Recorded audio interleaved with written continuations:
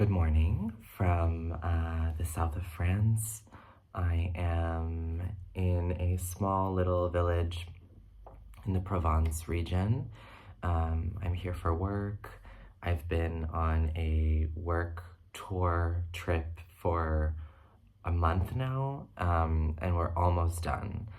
So we spent 2 weeks in New York and 2 weeks so far, 2 weeks and a little bit here in France. And it's been, fun, but traveling every 3-4 days on like 8-hour bus rides just gets tiring after a while, and I'm ready for it to be over. Soon I'm taking some time off from working, which I think is something that I need to do, and that I look forward to, having time for myself. So anyway, that's a life update. It is quite sunny, as you see. I thought that I would come on here and talk to you about the books that I read in the month of February. I'm very, very late on the wrap-ups. I'm just not really making videos, to be honest, that much recently. I did make a leather jacket cameo in Pato's video, so I'll link that downstairs. I did read some really wonderful books in February, and I feel like this is the only chance to share them with you, because I know myself, and the more time passes, the more I won't speak to you about them, and they will just fade into the wind. So I'll get my notebook and let's do it. These bright blue aqua accents very much bother me. There's just simply nothing we can do about that. Okay, so let's talk February reading. The first book I read in February at the very beginning was Delphi by Clare Pollard, or Delphi. I've spoken about this, I think, in a previous video, and it's following Clare Pollard's it's like an autofiction, I would imagine, about a woman who's working in academia, and it is a COVID novel. Actually, I read 2 COVID books in February, which I'll get to in the end, but I never really read like a true COVID novel until February. And yeah, it was cute. It didn't bother me. It didn't give me anxiety necessarily. And Clare Pollard is a poet, and she's doing in this book, like, it's separated by different kinds of prophecies. So she's looking at Greek myth and Greek culture, and specifically within ancient Greek myth, different ways of fortune telling and telling the future. And then she's kind of questioning her own sense of what the future means during a pandemic. Hardships of being a mother to a quite difficult son at the time of like being in lockdown, and her marriage kind of being tossed around, and yeah, kind of like crumbling of life inside isolation, and looking at it through all of these different ways of fortune telling. If you like Greek myth, you would definitely like this. Like, it's very referential in that sense. I thought it was fine, and I liked aspects of it, but I didn't think it was amazing. It has a gorgeous cover. Sorry, I don't have any of these books to share with you in real life, but it's a beautiful book to own, and I am happy I read it, and I had a good time, and she's funny, and the protagonist is funny, and like, I did laugh out loud a few times. So it was a good time. But I don't know if I would run to tell everyone like it's my new favorite book, And then I read Trances of the Blast by Mary Ruefle. This is poetry. I've been wanting to read Mary Ruefle's poetry for a long time, and also her essays that I had seen circulating around, and This is also a beautiful edition by Wave Poetry out of Seattle. I made a video, it's the last video that's on my channel, the books my dad left behind when I went to Rome. For those of you that don't know, I lost my father last month, and I gathered books of his to take back with me and to read and to have in my life. And this book and the next book are both poems that poetry books that he had and loved. So Trances of the Blast, really beautiful. I mean, with poetry, it's hard to really say sometimes what it's about, sometimes literally about the language itself, about the words next to each other, about how they flow, about what they make you feel. And it's hard for me to say this is a collection about this theme. So I guess it's this collection, she's writing poetry about life and the rifts and hardships and clashes in life, in love. She just writes really beautifully. Like, as an introduction to her, I would like to read everything she's ever written. Really, really beautiful, beautiful poetry. Also quite simple and speaking about or describing kind of relatable life situations or events. Like, I found it easy to relate to, is what I'm saying. So I thought it was really, really, really, really beautiful. And I wish I had it with me so I could read you some excerpts or share with you some of my favorite poems, but I don't have them with me. The next book is The Wellspring, poems by Sharon Olds. If you've watched this channel or heard me speak about poetry at all, you know that Sharon Olds is probably my favorite poet that I've encountered so far. And this is a book that I remember from my childhood home. Like, my dad got this book, I think probably from the library at some point, and then bought a copy of it. So I know this book, like I know the dark blue cover from my home. And she's just incredible. I mean, her poetry is so raw and vivid and visceral, like very visceral poetry. This collection goes kind of chronologically through like childhood to young adulthood to like finding your sexuality, and like she's finding her sexuality there, and then moving on to like being pregnant, giving birth, married life, being a mother, and then like what love and relationship and sex is as adults and as parents. So it's kind of like going through the whole range of the like spring of life, and it's so beautiful. It's like so, it's just so good. I think her poetry is also quite controversial because she writes about sex very vividly and very uncensored, I would say. It's stunning. But yeah, I mean, it's also really sexy. Her poetry can be so hot. So if you like that kind of thing, definitely read this one. If I didn't love Sharon Olds enough, I love her even more after reading this cover to cover, because I've read some poems over time. To read it cover to cover really cemented her as just one of my favorite voices in writing, and she just blows me away with what she does with language and her metaphor, and her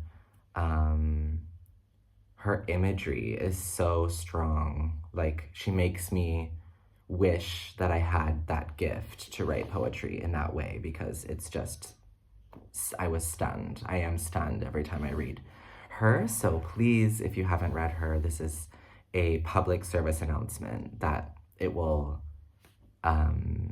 enrich your life. Number 4 on the list is The Woman Who Killed the Fish by Clarice Lispector. I'm sure you're familiar with these New Directions storybook collection books. This is one of them. They're like hard-covered, very thin but quite large. Really like when you read a storybook for a kid. That was, I guess, the idea. It's great marketing, absolutely. Love it. New Directions always kills it with that. And yeah, these are children's stories by Clarice Lispector, but it's Clarice's children's stories, so they're fucking weird and strange. I think is very nice and is also very enjoyable to read as an adult. I like also that she asks for like reader participation, like if you were actually a parent reading this story to your child, so she is enlisting your participation in it. And that also kind of connects me to like the act of storytelling and you know, passing on stories verbally. It is dealing with what it means to tell a story out loud, and also what do you hold back, what do you hide, what do you show in a story. And they were just fun, and all of them had to do with animals, and I love animals, but I also love animals in literature, and I've been wanting to do a series about, well, specifically dogs in fiction. But this was like a whole palette of fun stories, animal stories. You know, I'm grieving, and it was just the perfect book for me at that time. Like, I felt like I had to be reading because I didn't know what else to do. And I needed something uplifting and lighthearted and not heavy at all. And that was absolutely what this was. So it was just perfect for that moment in time for me. Then number 5, I read Kudos by Rachel Cusk, and so that means I finished up the Outline trilogy. It was lovely. I think it was my least favorite of the 3, but still I really enjoyed it. Something about Cusk's writing, like every time I come back to it, it's just like nothing compares for me. Not like there aren't other, you know, great writers, just we match. Like there's just something about her writing that I like want to eat it and gobble it up, and it makes me think and look at the world differently, and she's so thought-provoking, and I just love the style. Like, you know, sometimes it just comes down to whether you vibe with the style or not, and I really love Cusk's Outline trilogy. I love the way it's written. I love what it does with a novel.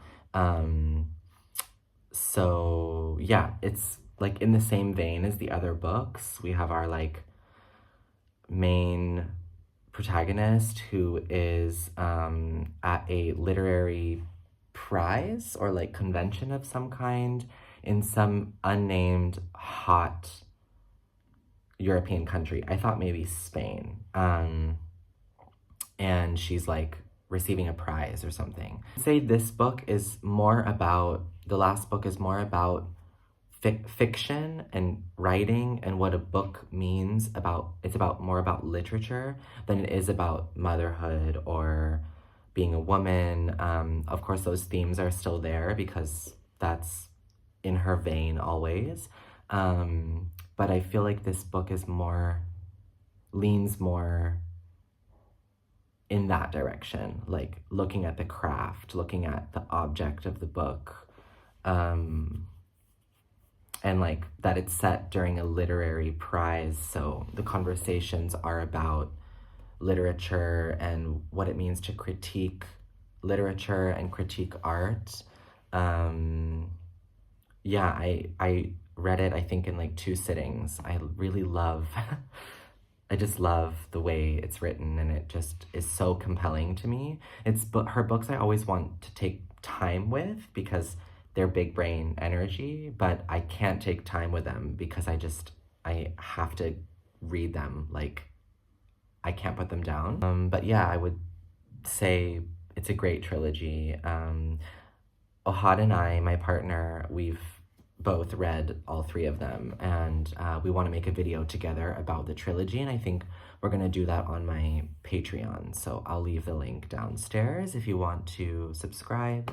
I really appreciate it if you do, to support this channel, and yeah, we thought to do a video, like a deep dive into the trilogy together over there.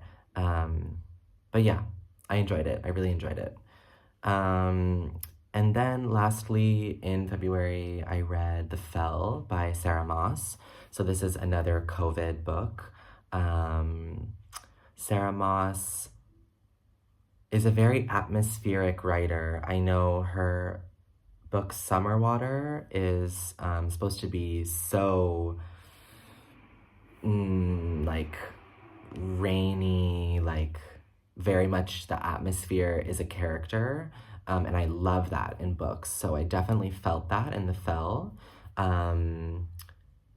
It was just the right kind of like plotty book, like plotty meaning basically the story follows a mother and a son in isolation, like strict isolation, and she can't handle it anymore. She's really, really suffering in the isolation, and she has to leave and go for a walk on the Fell, which is like kind of this cliff, and it's called the Fell. So she falls. I don't want to spoil anything, but she has an accident, and then the story kind of like is propelled by this search party for her. It's also following like a first responder, and kind of the trouble that he's having in his family being a first responder during that time of a strict lockdown. And it just has this sense of paranoia and anxiety, like that there's, you know, government restrictions, and what does it mean to break the rules? What does it mean? Yeah, she's like, she kind of is so stressed, our main character. So it is like the driving force is like, I feel like anxiety and paranoia, and COVID related. So if that does not sound like your thing, I wouldn't go here. It was fun. It was kind of like, you know, watching the kind of TV series I like to watch, like crime, thriller, mystery vibe. But the writing is beautiful.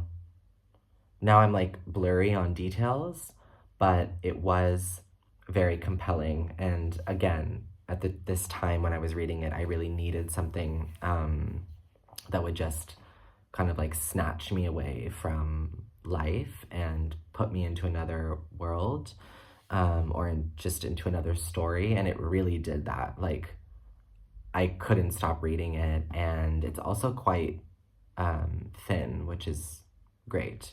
So it wasn't a big commitment, but it was really, really like enticing. And I told my mom, like, you have to read this, because I knew that she would really like it. So you can feel the weather, the wetness, the cold, the panic.